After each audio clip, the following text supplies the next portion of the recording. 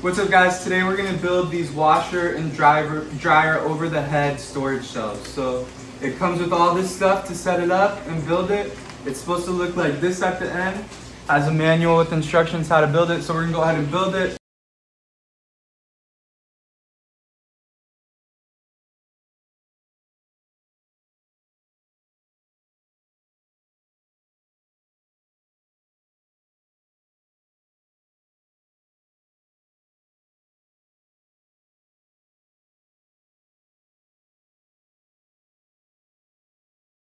What's up guys, so we built our shelf. We did kind of adjust it a little bit to our needs. So essentially what you could use it for is a washer would go under here, and then you could extend it, and a dryer would go under the other one, and you'd have two more shelves.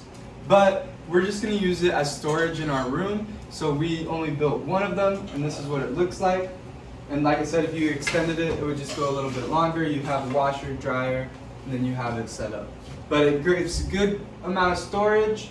What's up guys, we got it all set up in our room. As you can see, makes a great storage space. Even has hooks for your backpacks. Also I put my belt on there too.